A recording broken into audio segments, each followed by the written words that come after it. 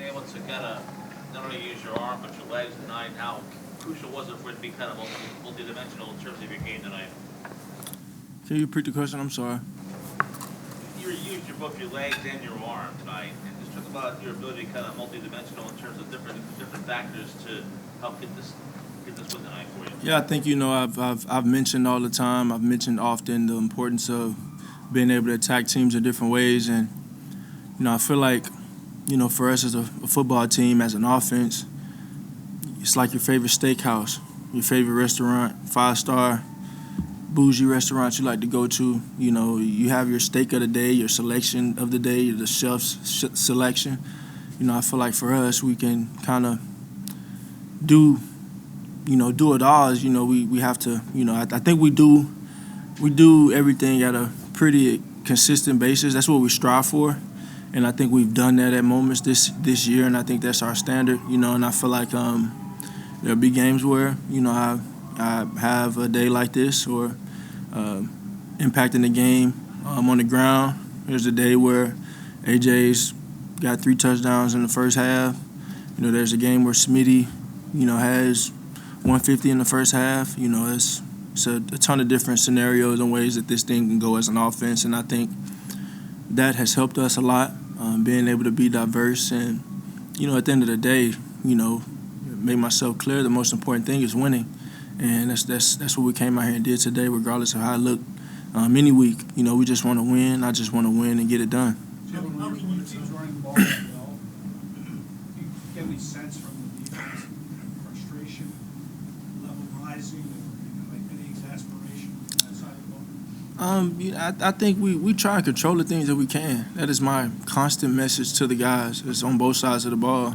We go out there and control the things we can. Good things typically happen. If you don't, you're not dictating the outcome of things. So I think for us, on both sides of the ball, special teams, offensively, defensively, we just have to, continue to learn from the things that we're supposed to learn from, our mistakes. I think, I have moments in this game where I'm like, I could have possibly extended this to a 3-possession game instead of a 2-possession game, or kind of had they had we had 2 turnovers defensively, but we had two turnovers offensively with the turnover on downs, kind of a miscommunication there. Kind of got away with one on the other side of the ball because they kind of simulated the snap, but and then we had to fumble. Those are all things that we can control. So I think in the end, it's about every individual dominating their box, doing what they're supposed to do, and we take a great deal of pride in doing it that way. So it's an everlasting climb. We're trying to, there's always going to be something. There's always going to be something. That's the mentality that we have. It's the mentality I have, and we just want to continue to grow from the good and the bad. Were they ever spying you? I have to watch the film. Yeah. And why do you think you had so many rushing yards early on?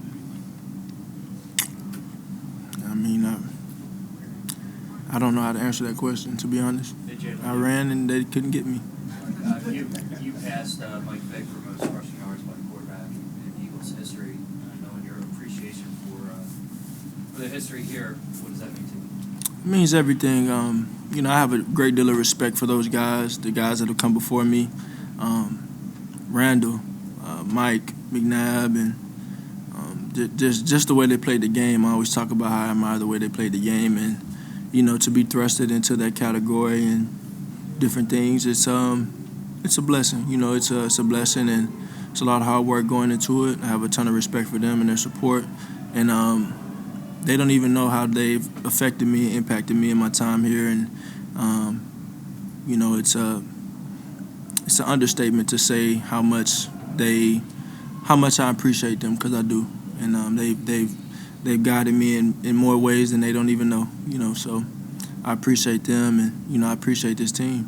What's it like when you and Miles are kind of playing off each other and learning the way you guys both did tonight? Yeah, I think anytime we can play complementary football in any phase. Like I said, there's times where it's Miles, it's Boston, it's Kenny, it's myself, it's AJ, it's Devontae, it's Quez, it's Dallas, it's whoever. It's just it's every guy taking advantage of the opportunity when it comes, and that's something that you work for. And my message to the team, if we're being honest, was we invest so much time into this. You work so hard for this. You miss time with family. You work early, late nights and early mornings. You put so much time into this. So, go out there and give it your all. Go out here and play together. Appreciate this time we have to play this game, and show some gratitude towards it by playing to the standard. Nick's message to the team last night was along those lines, right? What would high school Jalen think of this performance tonight? Yeah. It's been some games like this in high school. We showed a clip. See if I don't know if the clip is out there. I don't know, but pretty cool clip, a memorable clip. I think it's cool that. I thought that was so fun, to be honest. I thought that was fun. I mean, BG, he's on the cover of this magazine in 2005. Like, I was ball boying for my dad in 2005. Like, he was in high school when I was a little kid. You know what I mean? Like, just the different personalities we have on this team, the time differences, and the young guys, the old guys, the experienced guys in this area, the younger guys that have experienced certain things or whatever. It's a unique team, and I think Coach Sirianni, I respect how he approaches having thought about what he presents to us as a head coach. I really appreciate that. Were you able to run the ball like you had the ball tonight? Does it make it a lot easier for you in the passing game that you get the feeling that you can dictate anything you want to the defense when you're running, especially in the I don't think I think you just have to go out there and respond to what they're giving you. You have to be able to see what they're giving you and react to it accordingly and appropriately. And I feel like we were able to do that majority of the time today. There were some unique things that they did, and I think we tried to overcome them. We did. I think in the end, can we control the things that we can control? That's one of them. The how we respond to the ball security situation, that's another. And it's the little details. It's everybody. It's myself. It's everybody. So this offensive line seems to really enjoy running the football in a game like that. Do you see that from them? How much they like the way that game works? This offensive line, this team, this team enjoys doing whatever needs to be done to win. This team enjoys the feeling of winning, and like I said, we put this work in. We talked about some of these things. So execution fuels emotion. You go out there and you talk about something, your coach is on your butt about something throughout the week. You need to do it this way. You need to do this. And you go out there and execute it at the most important moment of the game. Execution fuels emotion. Because I know I put time into this. I know I invested my time into this throughout the week. There may be something that I may make a mistake on in practice, but come game time, I capitalize and learn from my experience throughout practice and come do it the right way in the game. Execution fuels emotion, and we do all of this stuff together. We do all this stuff together. We go to work every day together. We live together. We run together. We feel pain together. We feel these joyous moments together. We go through all this stuff together. So, I know in a profession where things change all the time, we really want to appreciate the time we are having now, and just take advantage of our moments.